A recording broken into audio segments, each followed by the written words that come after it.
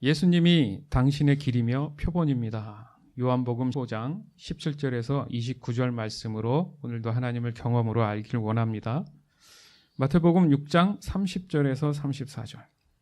하나님께서 오늘 있다가 내일이면 불 속에 던져질 들풀도 이렇게 입히시는데 너희를 더 소중하게 입히시지 않겠느냐, 믿음이 적은 사람들아. 그러므로 무엇을 먹을까, 무엇을 마실까, 혹은 무엇을 입을까 하면서 걱정하지 마라. 이런 걱정은 이방 사람들이나 하는 것이다. 하늘에 계신 너희 아버지께서는 너희에게 이 모든 것이 필요한 줄을 아신다. 먼저 아버지의 나라와 아버지의 의를 구하여라. 그러면 이 모든 것들이 너희에게 덤으로 주어질 것이다. 그러므로 내일 일을 걱정하지 마라. 내일 일은 내일 걱정할 것이고 오늘의 고통은 오늘로 충분하다. 아멘. 우리가 좀 자주 접하는 말씀인데 참 이게 쉽지 않죠? 말씀은 좋은데 왜 그럴까 했을 때 우리가 방법을 몰라서 그런 겁니다. 아니면 바꿔서 얘기하면 그 방법을 알기를 간절히 원하지 않기 때문에 그럴 수도 있는 거예요. 왜냐하면 순간 다가오는 현실은 바로 즉각 내 앞에 있는데 이걸 적용하기에는 내가 그만큼 준비가 안 됐다는 얘기잖아요. 그러기 위한 작업들이 바로 훈련이죠. 영적인 훈련들이 근육처럼 이렇게 몸에 이렇게 지니게 되기 시작하면은 그것을 순간적으로 순발력 있게 이렇게 발휘할 수 있다라는 건데 참 은혜스러운 말씀이긴 한데 이 모든 것들은 믿지 않는 사람들이 구하는 것이다. 그럼 믿는 사람은 구하는 게 아니냐? 그 뜻이 아니잖아요. 먼저 하나님을 알고 예수 그리스도를 알면 여기서 보면 하늘에 계신 너희 아버지께서 너희가 무엇이 필요한지 아신다. 이게 중요한 거 아닙니까? 나는 잘 몰라도 하나님은 나에 대해서 잘 아신다는 거예요. 그런데 내가 하나님을 모르면, 그렇죠? 하나님이 방향을 제시해 주셨을 때 내가 그 방향대로 갈 수가 없기 때문에 늘 방황하는 겁니다. 이것은 믿는 건지 안 믿는 사람인지 알 수 없는 사람이 돼 있다면 가장 그게 힘든 거예요. 이 말씀 그대로 본다면 이 말씀이 그렇군요. 알겠습니다. 난 걱정하지 않겠습니다. 이제 하나님만 알기 원합니다. 하나님 뜻을 알기 원합니다. 그렇게 살게 해주시옵소서. 이렇게 믿음으로 순종한다는 말을 매일매일 하고 나는 살아갈 것인가? 아니면 살아가고 있는가? 아니면 살아가지 못하는가? 이게 문제라는 거예요. 그렇지 않습니까? 분명히 예수 믿고 구원받았다 이 말은 하나님 말씀대로 내가 순종하며 살겠다. 이 말은 지금 좀 전에 우리가 함께 들었던 이 말씀처럼 내가 먼저 구할 것은 하나님의 뜻이란 말이에요. 근데 늘 내 삶에 가보면 나는 뭘 먹을까? 뭘 입지? 내일 걱정이야. 어떻게 하지? 이게 일반적인 우리 사람들이 생각하는 고민이지 않습니까? 그럼에도 불구하고 나는 믿는 사람이라고 얘기한단 말이에요. 그 얘기는 뭐냐면 이 말씀이 그렇군요. 알겠습니다. 내가 하나님의 뜻만 구하겠습니다. 이게 되냐 이거죠. 맞죠? 이게 늘 고민이었단 말이죠. 왜냐하면 우리의 죄성 때문에 그런 거예요. 그 죄성이 뭘 건드리느냐? 우리의 믿음으로 인한 그 순종을 자꾸 방해하더라는 거예요. 나는 하고 싶어요. 말씀대로 살고 싶어요. 근데 자꾸 내 마음속에 어딘가 구석에서 자꾸 그것을 못하게 방해하도록 만든다는 거죠. 근데 왜 거기서 넘어갈까? 아까도 서두에 말씀드렸지만 영적인 근육이 너무 약하니까 힘이 없으니까 밀리는 거예요. 힘이. 그렇기 때문에 오늘 이런 귀한 하나님 말씀이 우리에게 주어져 있는 겁니다. 그렇기 때문에 이 말씀이 단순히 그렇게 하면 좋을 것 같아요 라고 제안하거나 권면하는 문제가 아니에요. 너희를 더 소중하게 입히시지 않겠느냐. 더 소중하게. 세상에 있는 믿지 않는 사람들이 아닌 하나님의 자녀이기 때문에 자녀에 대한 아버지의 부모의 마음이라면 더 관심을 가지고 입혀주지 않겠느냐. 근데 뭐가 그렇게 걱정이냐 하면서 문제가 뭔지를 말씀하신 게 바로 믿음이 적은 너희들아, 이렇게 말씀하시죠. 믿음에 대한 심각성을 말씀하시는 거예요.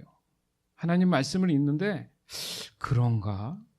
고개를 갸우뚱하는 겁니다. 이 길이 맞나? 글쎄, 아닌 거 아니야? 이런 게 의심이에요. 내 믿음이 지금 약하다는 얘기 아닙니까? 근데 그것을 누구도 손가락질할 수 없어요. 그 죄성 때문에. 중요한 건 뭐냐 하면 내 자신이 그것을 이겨내고 극복할 수 있는 하나님을 향한 간절함이 있느냐의 문제인 거예요. 믿음은 즉각 반응하는 거잖아요. 맞잖아요. 내가 믿으면 그것에 대해서 따지지 않는다는 거예요. 즉각 반응할 줄 안다는 거죠. 어떠한 조건이나 계산으로 그것을 조절해 가면서 내가 컨트롤해 가면서 할 것인지 말 것인지는 믿음이 아닌 거잖아요. 그 믿음의 주체가 누굽니까? 하나님이시잖아요. 그죠? 그래야 내가 하나님을 믿고 순종하잖아요. 근데 그 믿음의 주체가 불완전하면 신중해야겠죠. 세상에서의 그 믿음의 문제는 도리어 의심의 여지를 갖는 게 중요하잖아요. 맞죠? 신중할 필요가 있다는 얘기죠. 당연한 겁니다. 왜요? 죄악된 세상은 어디 믿을 것이 있겠습니까? 늘 속이는데. 나도 남을 어떻게 할지 모르는 그 불완전한 상태에서 믿음의 주체가 누구를 내가 대상으로 신뢰할 거냐 이거예요. 그러니까 사람들이 이 믿음에 대한 갈등을 할 수밖에 없는 겁니다. 왜 믿음을 찾느냐? 그것은 자신들이 믿음이 너무 부족하니까 믿을 만한 것을 찾을 수밖에 없잖아요. 그래야 의지를 하죠. 아까도 우리 상담 사역부에서 나눠준 내용 중에 하나가 그거 아닙니까? 여기 보면 믿을 만한 사람과 이야기하라 이렇게 나오잖아요. 그러니까 완벽한 믿음이 아니라 믿을 만한 사람, 그나마 믿을 만한 사람. 예. 이게 솔직한 표현인 것 같아요. 그래서 사람들이 과학하는 겁니다. 예? 마치 과학이 모든 것의 진리인 것처럼 얘기한단 말이죠. 이게 상당히 위험한 겁니다. 여러분, 과학도 좀 의심을 해야 되는 거예요. 얼마나 많이 여러분들 속고 계신지 아십니까? 예? 이걸 과학적 논리로 뭔가 유명한 사람이 유명한 어떤 이론을 내놔서 논문을 쓰고 하면 모든 게 완벽할 것 같죠? 왜요? 여러 사람들이 그게 맞다고 얘기를 한다면 사람들이 우르르 간단 말이죠. 그게 진리가 아닐지라도. 근데 나중에 다 속고 당하는 일이 비일비재하단 말이죠. 그러나 하나님의 말씀은 이 모든 것을 초월해서 우리의 삶을 진리로 인도하시는 줄 믿습니다. 이게 믿어져야 된다는 얘기예요, 지금. 너무 중요한 얘기를 한 겁니다. 바로 우리의 믿음을 하나님은 요구하고 계신다. 따라서 나의 앞날에 대한 믿음으로 하나님께 질문을 할 때 가장 적절한 질문이 뭘까? 생각해 보세요. 내가 믿음을 가졌다는 그 마음을 가지고 하나님께 내 앞날에 대해서 질문하는 가장 적절한 답이 뭘까? 주여, 그저 한 번에 하나씩 제가 뭘 해야 할지 말씀해 주세요. 그럼 그대로 하겠습니다. 그게 낫지 않겠습니까?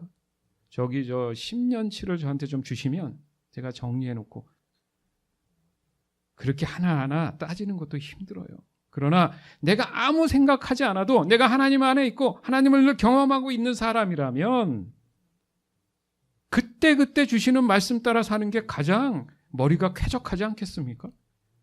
골머리 썩을 일이 없잖아요. 그렇기 때문에 좀 전에 말씀처럼 오늘 일은 오늘로 족하라. 그게 당연히 가능해진다는 말씀입니다. 이게 바로 믿음의 자세예요. 태도란 말이죠. 이 믿음은 즉각적인 순종으로 이어진다는 얘기 아닙니까? 중요한 것은 한 채의 의심이 없어야 된다는 점이 포인트예요. 믿음이라는 말을 하고 싶으면. 그러기 위해서 살아계신 하나님을 경험한 상태가 늘 유지가 돼야 된다는 얘기잖아요. 이것이 매우 중요한 순간이기 때문에 그렇습니다. 이 경험을 통해서 우리는 깨닫게 되는 거예요. 좀 전에 언급했던 것처럼 그때 말씀하시는 것을 나는 그때 반응하면 되는 거구나. 와, 자유하네. 내가 고민할 게 없다는 거예요. 야, 이게 과연 가능할까? 그래서 우리가 성경을 붙잡고 씨름하는 이유가 여기 있습니다. 분명히 성경은 하나님의 말씀들로 되어 있다고 우리는 믿잖아요. 그래서 우리의 삶의 모든 문제들을 압도하고 계신다는 것, 또 세세한 그런 하나하나의 내용들을 분명히 다루고 있어요. 그 결과적인 것도 하나님의 뜻에 의해 순종한 사람들에게는 100% 승리하는 삶이 주어졌다는 것도 우리는 반복적으로 말씀을 통해서 분명히 경험하고 있지 않습니까? 요한복음 5장 17절. 그러나 예수님께서는 그들에게 이렇게 말씀하셨습니다. 내 아버지께서 지금까지 항상 일하시니 나도 일한다. 아멘. 모든 일의 주관자는 하나님이신 줄 믿으시기 바랍니다. 아멘. 다른 사람의 어떤 삶의 주관이 아니라 내 삶의 주관자는 하나님이시라는 거예요. 이게 믿어지시기 바라요. 하나님은 눈에 안 보이시기 때문에 믿기 쉽지 않다? 맞는 얘기라고 성경은 얘기하지만 믿음은 바라는 것들의 그냥 실상입니다. 아까 말씀드린 것처럼 믿음은 그냥 내 마음에 그냥 받아들여줘야 믿음이 시작되는 거예요. 잠깐만요. 요거 좀 오늘 생각해보고 내일 좀 믿어볼게요. 안 된다는 거예요. 여기서 지금 우리가 중요한 것은 하나님이 일하시는 것을 경험으로 알아야 한다는 점이에요. 맞잖아요. 하나님이 지금 일하고 계시는구나. 그러면 그 경험이 시작되기 때문에 하나님 말씀에 내가 순종하며 살아갈 수 있다는 거죠. 그래서 예수님이 표현한 겁니다. 내 아버지께서 지금까지 항상 일하셨으니 나도 지금 일하고 있다. 이게 무슨 말입니까? 예수님이 하나님이 지금 경험되고 있다는 얘기잖아요. 맞지 않습니까? 예수님이 적어도 지금은 하나님이 무엇을 원하시고 무엇을 얘기하고 계신지를 경험하고 계시기 때문에 그 말씀에 따라 내가 지금 순종하고 있다는 얘기입니다. 우리는 늘 얘기합니다. 구원은 예수님을 통해서 가능하다고. 맞죠?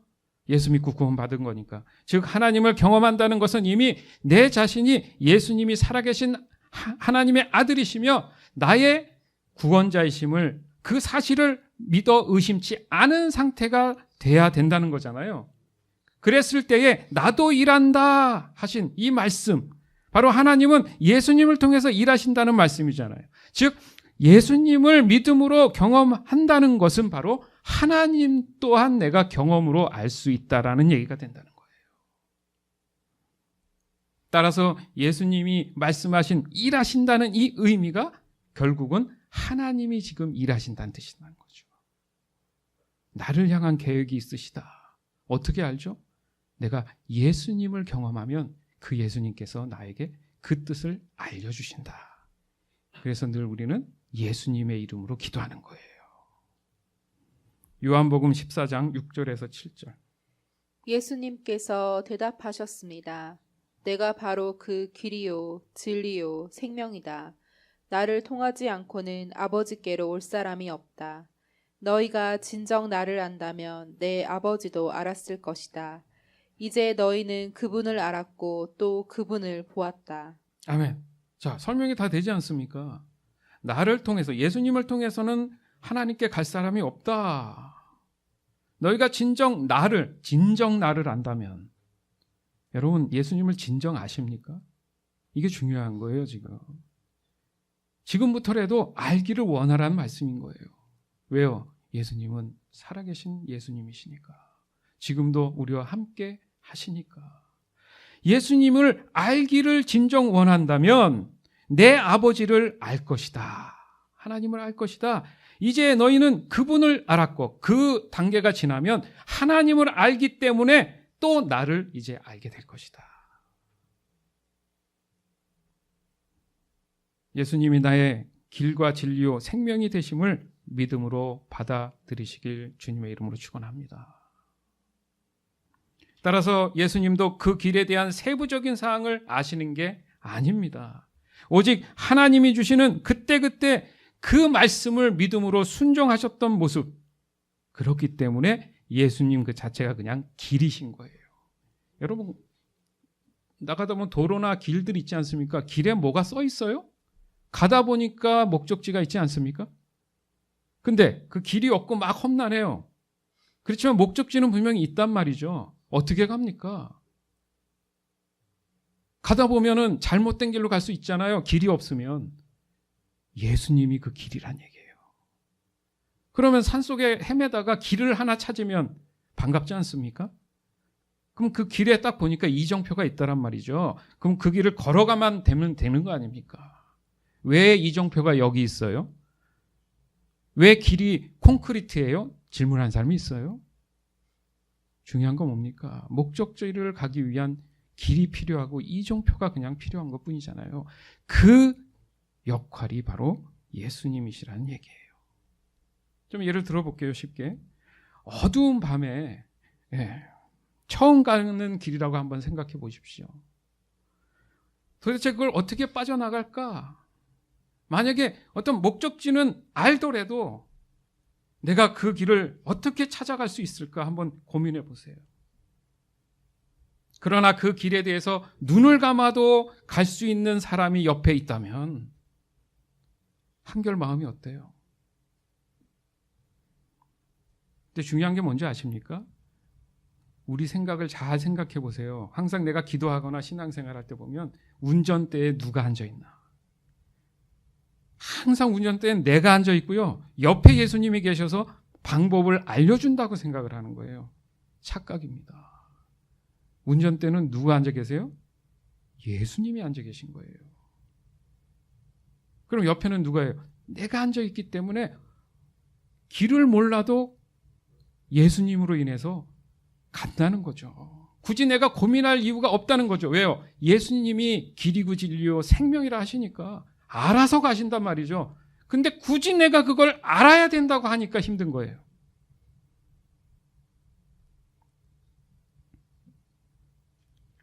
그렇지 않습니까? 생각해 보세요. 여러분 택시 타죠? 택시는 왜 타요? 버스는 왜 탑니까? 비행기는 왜 타요? 기차는 왜 타죠? 우린 뭐만 하면 돼요? 탑승권을 사서 탑승만 하면 알아서 가주지 않습니까? 택시를 타면 길은 몰라도 아저씨 어디 좀 가주세요 하면 그분이 알아서 가주지 않습니까? 이해가 쉽죠? 그게 우리의 믿음과 순종이라는 거예요. 근데 택시기사가 있는데 내가 문을 열고 그거 좀 내려보세요. 그 옆에 앉으셔가지고 제가 운전할 테니까 가게 좀 해주세요. 말이 됩니까? 지금 그러고 있단 말이에요. 우리가. 그러니까 힘든 거예요. 잠깐 정리해보면 믿음으로 하나님을 경험한다는 것은 예수님을 하루하루 따라가면 나는 하나님의 뜻 안에 지금 살아가고 있는 생활이 된다는 얘기입니다. 내가 주가 돼가지고 내가 어떤 것을 압도해서 모든 걸 다 알아야 되고 그 다음에 그 길을 내가 알려줬으니까 걸어간다. 그게 아니란 말이죠. 그러니까 맨날 힘든 거예요.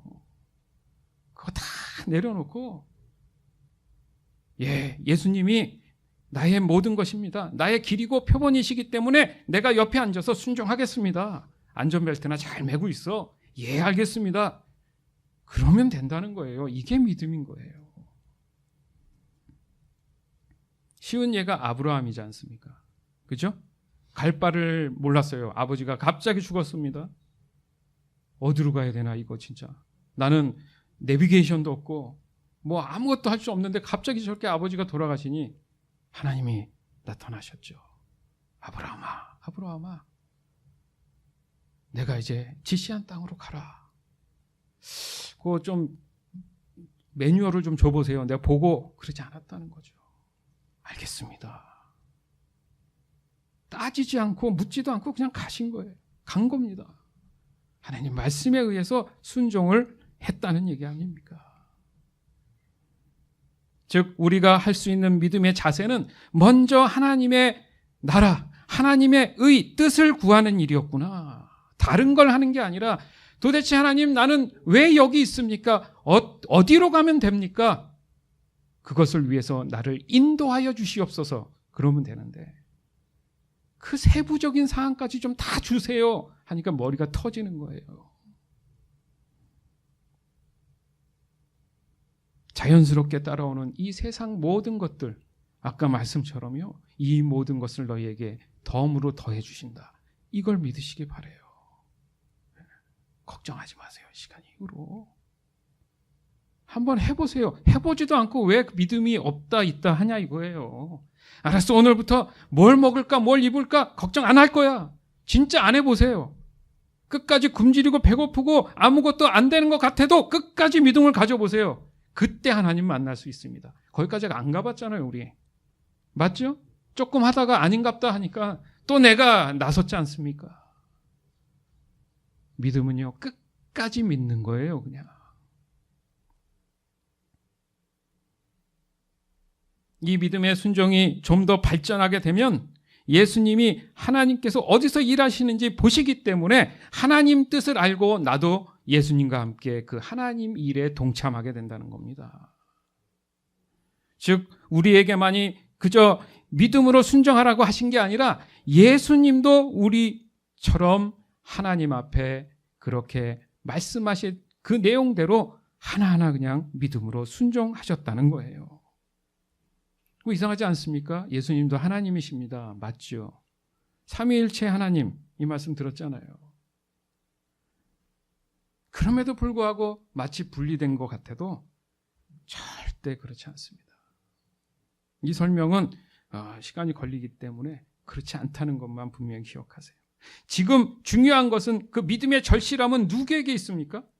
믿음 자체이신 하나님한테 있어요? 믿음의 포커스는 우리한테 있잖아요. 내 자신이 지금 믿음에 대한 확신이 있어야 되는 문제 아닙니까? 왜 근데 그걸 가지고 믿음의 정의를 따지고 알려달라 하냐 이거예요. 예수님이 성육신, 하나님이시지만 인간의 완벽한 몸으로도 오셨다는 거. 이거 하나만으로도 우리는 예수 그리스도를 믿음으로 받아들일 수 있어요, 사실은. 완전한 인간으로 오신 예수님. 그 이유 때문에 우리에게 믿음의 절실함을 깨닫게 해주시는 소망이 생긴 겁니다. 계속 하늘에 계신 하나님이었다면 우리는 소망이 없어요. 예수님이 우리의 죄를 대신해서 십자가의 형벌로 오르셨고 그 모든 것들을 짊어지시고 감수해 주셨다. 이 모든 과정들은 우리에게 구원에 대한 여정을 설명하고 계신다는 겁니다. 즉 예수님이 우리에게 언제나 구원의 표본이 되신다. 그럼 여기서 표본이란 말이 뭐냐? 기준이란 뜻이에요. 샘플, 모델, 대표성이라는 거예요. 우리가 믿음을 가지기 위해서 실제적인 예를 들어주신 겁니다. 따라서 믿음의 완벽한 기준, 샘플, 모델, 대표이신 분은 예수 그리스도라는 것을 믿으시기 바라요. 여기까지 모든 것이 잘 받아들여진다고 한다면 그럼 내 자신이 이제부터 그러면 믿음과 순종이 있기 때문에 기도만 하면 하나님께서 이제 알려주시는 건가? 그렇지 않다는 거예요. 뭘 해야 되느냐? 하나님을 아는 방법으로 하나님 우리에게 주신 것은 바로 이 성경입니다. 이 성경. 성경의 기록들을 가지고 그 근거로 지금 우리는 얘기하고 있지 않습니까? 이 성경이 없다고 생각해 보세요. 지금도 하나님에 대한 이 말씀들을 침묵하고 계신다고 생각해 보십시오. 우리는 하나님을 알 방법이 없습니다. 이 성경이 그래서 중요한 거예요, 여러분. 너무너무 중요한 거예요. 왜요? 말씀이 하나님이시니까. 하나님께 영광을 우리는 늘 들리고 감사해야 되는 이유가 거기 있습니다. 예수님 또한 하나님을 경험으로 알 수 있고 하나님과 동행하는 삶을 살아오셨던 그 표본을 이미 이 성경을 통해서 우리는 표본이시구나 알잖아요. 그러니까 성경을 안 보면 하나님을 알 수 있는 방법이 없어요. 기도만 한다고 알아지는 게 아니라는 겁니다. 그래서 요한계시록에 가면 예수님이 언제 재림하실 건 정확한 날짜는 아니지만 분명히 재림하신다고 말씀하시고 또 하나님과의 영원한 삶을 약속하시는 모습도 기록이 돼 있단 말이죠. 따라서 우리가 할 수 있는 것은 믿음과 순종의 자세를 배우는 겁니다. 어떻게 하면 믿음으로 순종할 수 있을까 깨달아야 된다는 얘기죠. 그러기 위해서 여러분의 인생에 이 말씀이 한시라도 떨어져 있거나 떠나서는 안 된다는 얘기예요. 좀 더 강하게 표현한다면 아까 예를 들었던 예수님이 운전하신다 그랬잖아요. 근데 어느 날 갑자기 가다 보니까 아닌가 봐 하고 차에서 뛰어내린다고 생각해 보십시오. 위험하지 않겠습니까? 그게 뭐예요? 말씀을 버린다는 얘기예요. 던진다는 얘기예요. 아, 이거 길이 아닌 것 같아. 논다는 얘기라는 얘기죠. 말씀이 그 차 자체라고 생각해 보십시오. 예수님은 그 말씀 안에 계신다고 생각해 보십시오. 그 말씀이 하나님이시기 때문에 언제나 그 안전한 공간에 내가 함께 있기 때문에 언제나 하나님을 경험으로 내가 알 수 있다라는 얘기가 되는 거예요. 그래서 너가 내 안에 있고 내가 너 안에 있고 이런 말씀이 그래서 거기에 있는 겁니다. 여기서도 중요한 게 뭐예요? 하나님의 뜻이잖아요. 하나님의 말씀은 하나님의 뜻이 담겨져 있지 않습니까? 저자가 글을 쓸 때 자기가 의도하는 바를 쓰는 거 아닙니까?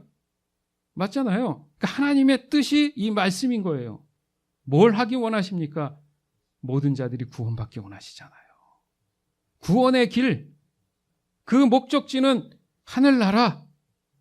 그것을 장황하게 설명하셨는데 죄로 인한 우리 인간들은 하나님의 말씀을 자꾸 거부하다 보니까 그 믿음이 없다 보니까 아무리 말씀이 있어도 그것을 믿음과 순종으로 나가지 않더라는 얘기죠. 따라서 하나님 그 뜻 안에는 내 인생도 포함되어 있다라는 확신을 가지시기 바라요. 성경을 안 보면 내 인생도 지금 내가 올바로 바라보고 있지 않다. 이렇게 깨닫길 바라세요. 그래야지만이 이 말씀을 붙잡고 내가 기도할 수 있는 겁니다. 그래야지만이 하나님이 주신 올바른 길을 내가 갈 수 있게 된다는 거예요. 결국 내 자신이 하나님은 날마다 경험하고 있어야지만이 내 자신의 정체성을 인식할 수 있구나. 그것이 바로 예수님도 마찬가지였다는 얘기예요. 요한복음 5장 18절에서 20절. 이 말 때문에 유대인들은 더더욱 예수님을 죽이려고 안달하였습니다. 그것은 그분이 안식일을 범할 뿐만 아니라 하나님을 자기의 친아버지라고 불러 자기를 하나님과 동등하게 여기고 있기 때문이었습니다. 그러나 예수님께서 말씀하셨습니다. 내가 너희에게 진리를 말한다. 아들은 어느 것 하나도 혼자서 할 수 없다. 아들은 다만 아버지께서 하시는 일을 보고서야 그것을 할 수 있을 따름이다. 그것은 아버지께서 무엇을 행하시든지 아들도 행하기 때문이다. 아버지께서는 아들을 사랑하셔서 그분이 하시는 모든 일들을 아들에게 보여주신다. 너희에게는 놀랄 만한 일이겠지만 아버지께서는 이보다 더 큰 일들을 아들에게 보여주실 것이다. 아멘. 중요한 말씀이에요. 예수님은 우리가 어떤 믿음으로 어떻게 순종하며 살아가야 할지를 잘 보여주고 계신 겁니다. 그리고 여기서도 사랑의 친밀한 관계를 분명히 언급하고 있어요. 아, 그렇구나. 이 구원이라는 것은 어떤 업무적인 관계에서 시작되는 이익을 위한 프로젝트가 아니라는 거예요. 내가 정말 사랑하는 사람이 있습니다. 정말 사랑하는 사람. 그 사람을 어떻게 대합니까? 사심이 있으면 안 되잖아요. 사심은 뭐예요? 나의 사적인 욕심이에요. 이기적인 거죠. 그 사람을 이용하겠다는 생각 아닙니까? 자신의 이익을 위해서 계산으로 사랑할 수 있다? 그건 사랑이 아니죠. 고린도전서 13장 4절에서 7절. 사랑은 오래 참고 사랑은 온유하며 시기하지 아니하며 사랑은 자랑하지 아니하며 교만하지 아니하며 무례히 행하지 아니하며 자기의 유익을 구하지 아니하며 성내지 아니하며 악한 것을 생각하지 아니하며 불의를 기뻐하지 아니하며 진리와 함께 기뻐하고 모든 것을 참으며 모든 것을 믿으며 모든 것을 바라며 모든 것을 견디느니라. 아멘. 이 말씀이 있어서 사랑을 우리가 정의하는 거잖아요. 아, 사랑이라는 게 이런 거구나. 이 말씀이 없었으면 각자 사람마다 깨달은 사랑만 얘기할 거 아닙니까? 이 얘기가 뭐냐 하면 즉 사랑이 무엇인지 경험하게 된다는 거 아니에요. 아, 이런 거구나 알았다는 건 경험한 거잖아요. 바로 이것이 지금 내가 하나님을 경험하고 있다는 얘기잖아요. 아, 사랑이라는 게 그런 거구나. 모든 것을 참아주고 모든 것을 믿어주고 모든 것을 바라고 모든 것을 견뎌주는 거구나. 예수님이 아버지 하나님을 사랑했던 것처럼. 아멘. 그래서 이 말씀에 믿음으로 순종하게 된다는 얘기예요. 그러면 이 사랑을 아는 사람들은 이 말씀을 근거로 믿고 순종하게 되는 게 삶에서 나타난다는 얘기죠. 이 말씀 그대로 하나님을 경험하며 믿음으로 순종하신 분이 예수님이시고 그 모습을 보고 우리도 믿음으로 순종할 때 예수님이 경험하셨던 그 하나님을 나도 경험으로 이 시간 동참할 수 있게 된다. 이 말씀이 되는 겁니다. 사랑하는 여러분, 오늘도 우린 하나님의 말씀을 통해 하나님을 경험했습니다. 이 경험을 가능케 하신 분이 바로 누구라고요? 예수 그리스도십니다. 따라서 예수님의 말씀을 깨닫고 믿음으로 순종해야 한다는 거예요. 그 결과 언제 어디서나 하나님을 경험하는 삶을 살아갈 수 있게 된다는 겁니다. 그 증거가 바로 이 성경의 안의 말씀이며 따라서 이 하나님의 말씀을 한치라도 놓아서는 안 된다는 내 마음에 확신이 생겨야 된다는 얘기예요.